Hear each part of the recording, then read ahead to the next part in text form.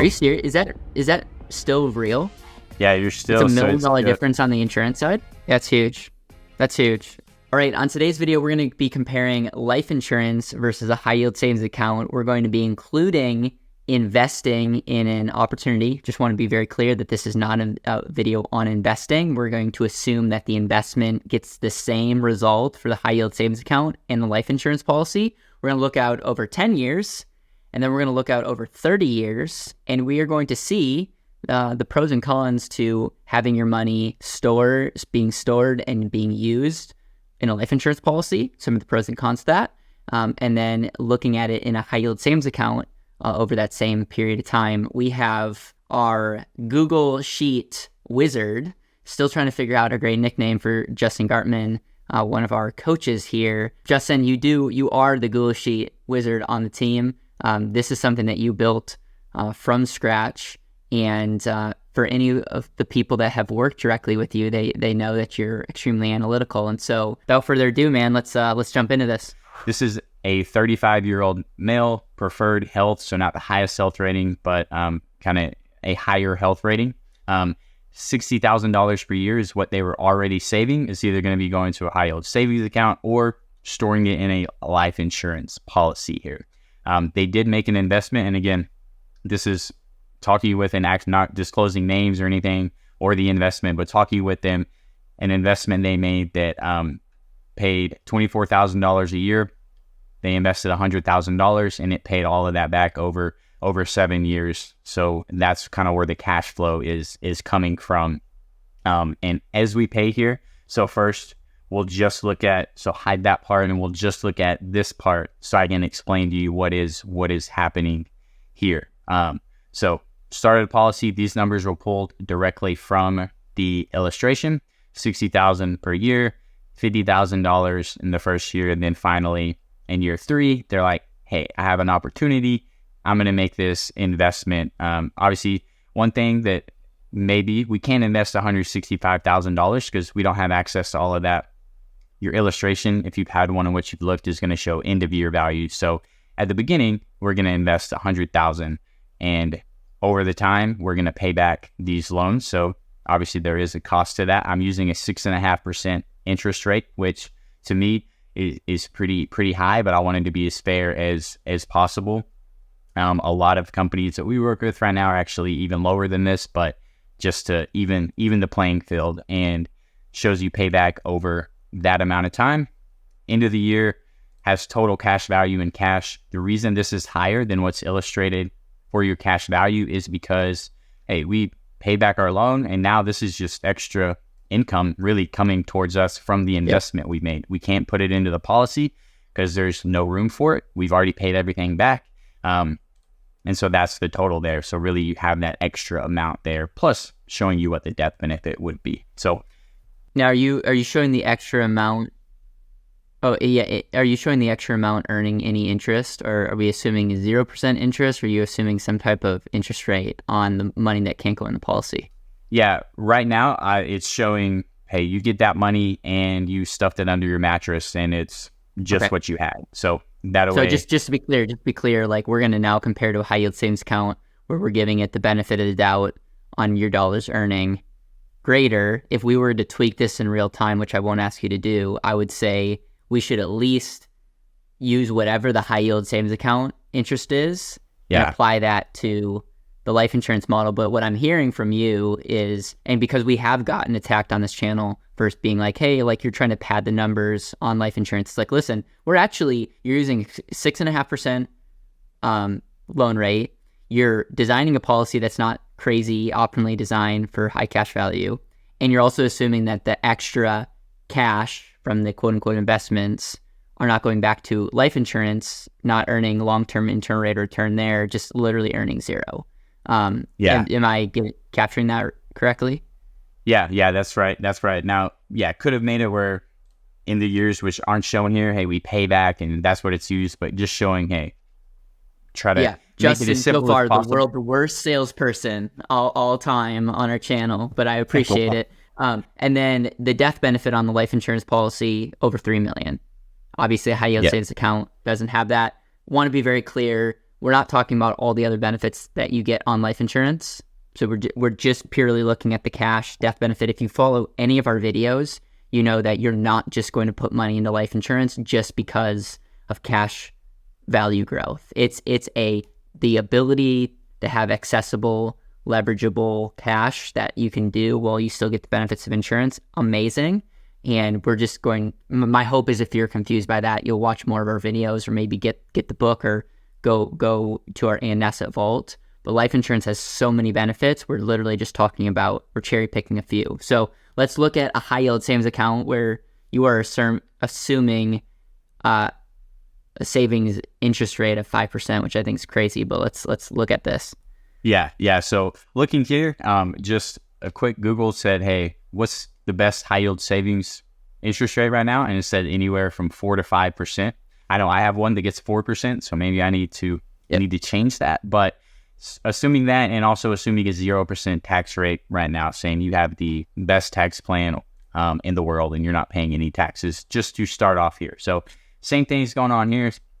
$60,000 a year going in. Earns that interest that year. So next year we pay another $60,000 plus the interest, and that continues to earn interest there. And so showing same cash flows year 3, take out $100,000. So that's why it drops there. Where in your life insurance policy, you notice, hey, we still have that same amount, but we just have a loan balance now. Where here, it just drops it down, and now we're actually paying, earning less interest because we have less money in there, because that's why the and asset. Here we can do both, and we're earning in both places.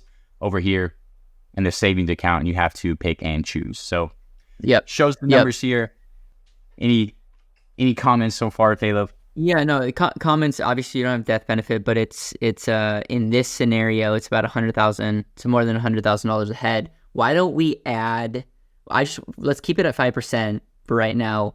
And this is only over 10 years. We're going to look at over 30 years in a second. Why don't we add a 15% tax rate to the high yield savings account? And just for those of you at home, you do pay ordinary income tax on your savings interest. So 15%, I think is like very generously low if we're comparing, because again, this is not capital gains. This is for the person that has the ability to save $60,000 a year. Probably could assume that they're going to be paying more than 15% interest, but I just want to point that out. And so, and just, okay, so now it drops to total cash to 843. Just put that to 25%. I just want to see, just to see how this looks in real time. So you can see in real time, it shapes down. And then what do you think, like, This is the big thing when it comes to high yield savings accounts, and I know you did this on purpose, but we're taking 5%, which is like, I got 5% for like 6 months. So it did exist in a blip on a map. It's already coming down, but we're comparing insurance. We're still comparing to low interest rates. So it's like, we're not even comparing apples to apples. Long term, historically, high yield savings accounts, I don't know. What would you say would be an actually more apples to apples comparison if we wanted to give the benefit of the doubt to the high yield savings? It is something where I look, what were you getting? Since this is 10 years ago, what were you probably getting? And the answer is maybe 0.5. But even if we just meet in the middle on the high side, still leaving it there, now all of a sudden you pay your taxes, and we drop that to a more realistic, which yes, right now, 5% is great. Just, I don't think anyone plans on that lasting. And so dropping it down to 3, which to me is still generous, we now have an advantage on the life insurance side. Small advantage, but still an advantage. Yeah. And this is only over 10 years, just to be clear. Like I would be totally comfortable having the high yield savings account strategy winning over 15 easily, because you also have a death benefit of $3 million that you don't have in a high yield savings account. And there's all kinds of other benefits. We're talking about creditor protections, critical and accelerated benefits that you get. You have, I think, better options for a life insurance policy than you have in a high yield savings account. You have special tax advantages, I guess we are including.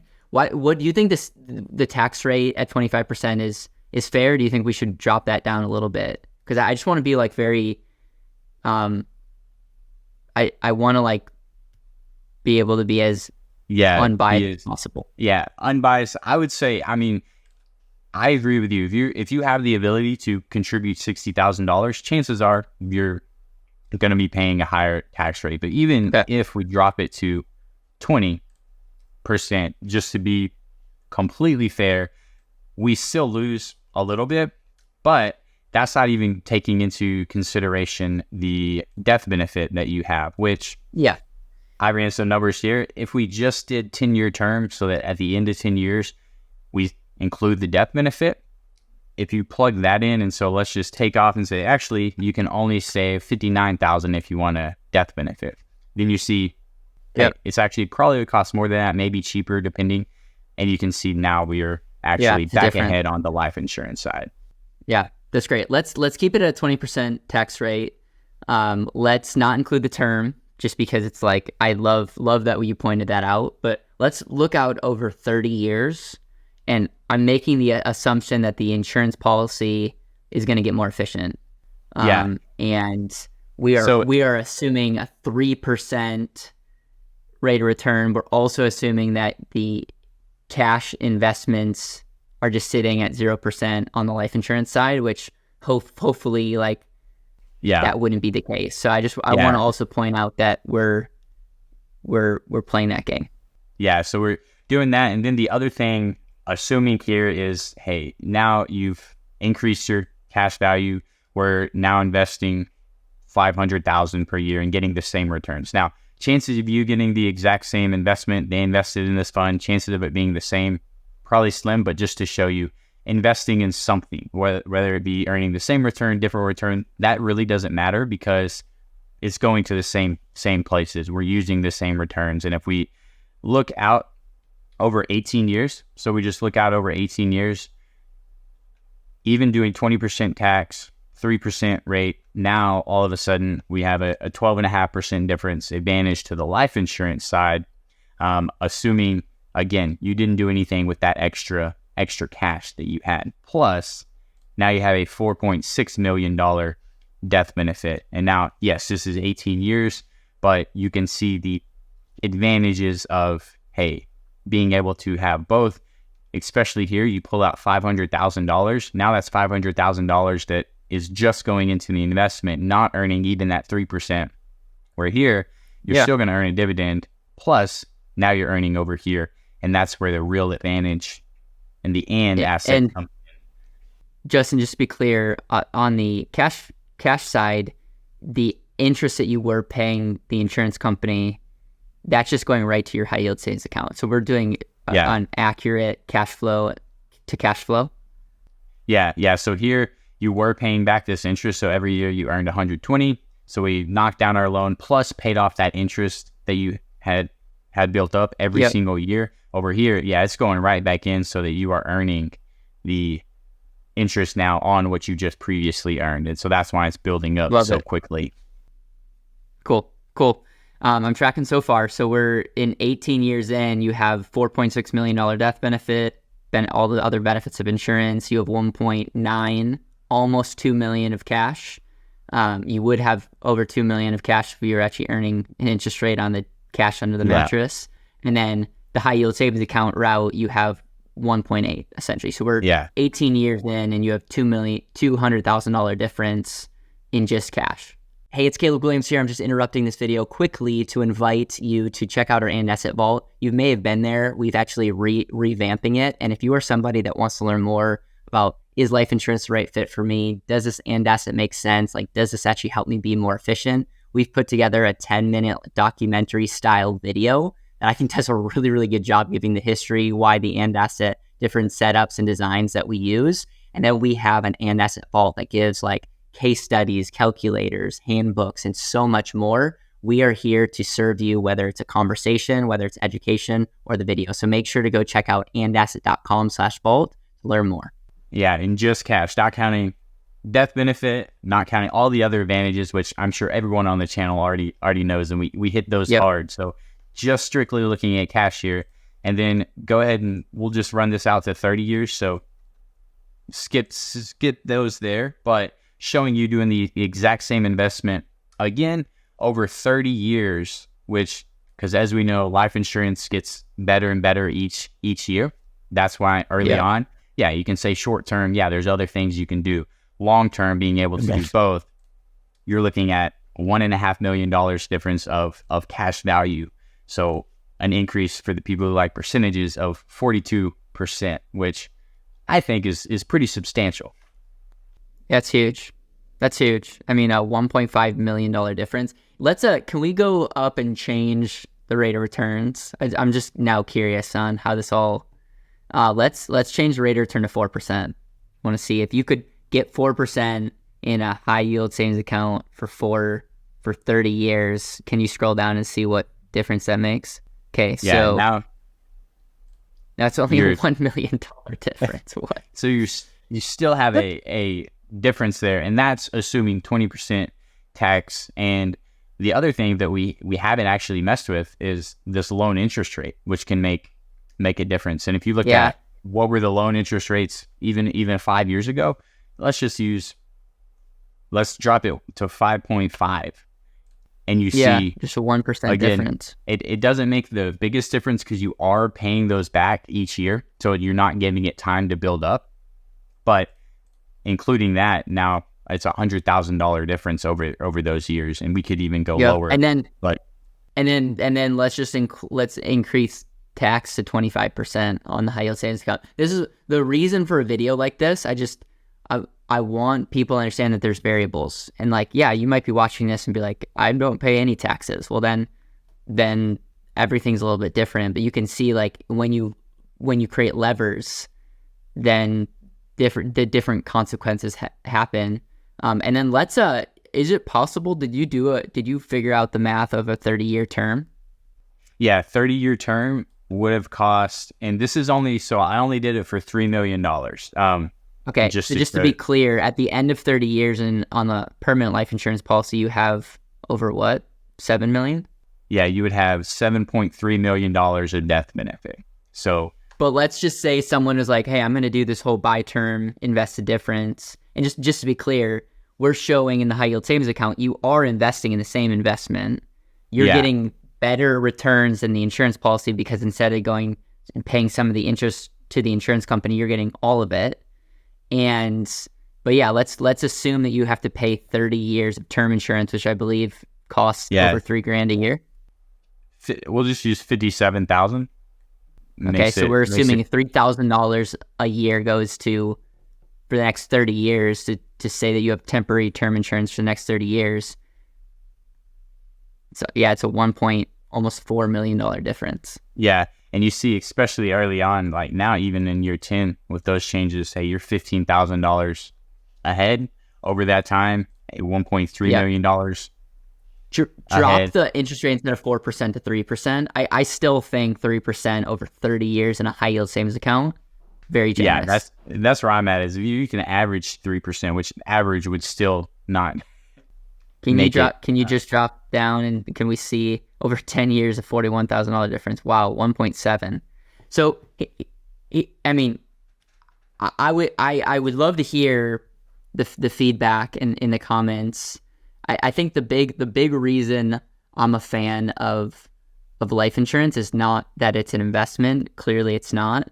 But from a foundational safe asset, it gives you options. But it also, I believe, accessibility and the ability to leverage an accessible asset and get all the benefits of insurance, like the death benefit, creditor protection, future options, but also have the flexibility to be able to make moves.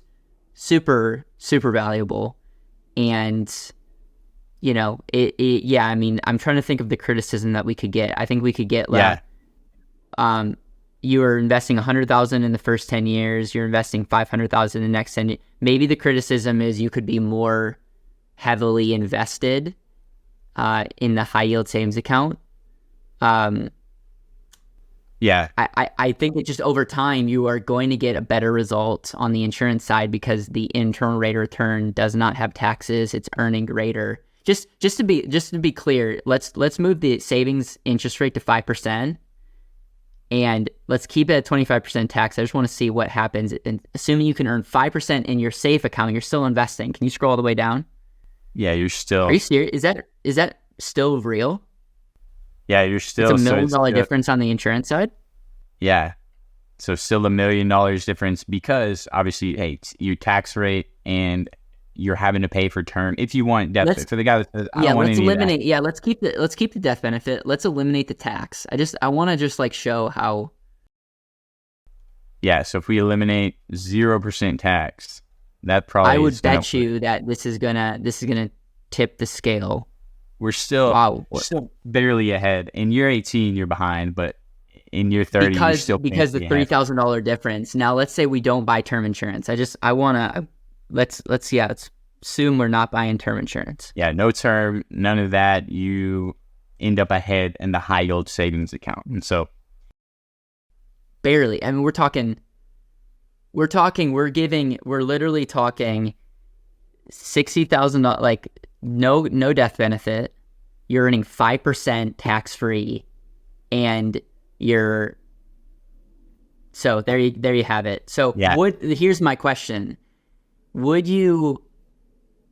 is the $49,000 difference, like, would you rather have the high yield savings account in this perfect analogy or scenario, or would you pay $49,000 to have a $7.3 million death benefit and growing after 30 years? Personally, even if I would be $50,000 behind in this scenario just to have permanent life insurance, because I know what that could do for the future. But Justin, I appreciate you putting this together. I look forward to hearing people's feedback on this. I'm excited to have a segment where we dive more into the numbers. We listened to your feedback a lot, and we know that you guys want more case studies, and so we're going to do more case studies on people that come to us, scenarios, the pros and cons. There's people that come to us that want to transfer policies into another, and it's like the math doesn't make sense. Sometimes it does,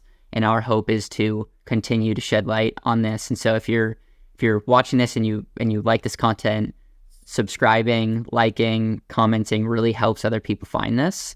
And then if you want to talk to people like Justin or learn more, we got links down below, and we would love to talk with you and serve you. Justin, is there anything that you want to say as we end today? Yeah, I would just say, I know there's assumptions made here, and you can look at it and say, well, what if you started investing in that first year because you had more? And there's lots of different levers you can pull here. So I would encourage, if you think, make a spreadsheet yourself, do it. And so you can see the real numbers of like with your assumptions, because we all have to make assumptions because we don't know what it's going to be like 30 years from now. And I personally choose that I'm going to go with the life insurance company's assumptions, since they've been around for way longer than I have, and park my money there rather than what has become a high yield savings as of recently and done like that. So I would just say, knowing there are flaws to however you look at it, and just kind of taking those into consideration. But hopefully you see the power of life insurance in all of the aspects of the benefits, rather than just more cash value, or hey, a little more cash in the first 10 years. So it really comes down to back to what we always say of, hey, what would you rather have, and how long are you looking at your time horizon? Love it. Justin, I appreciate your analytical mind. I hope the audience does as well, and we'll see you next time.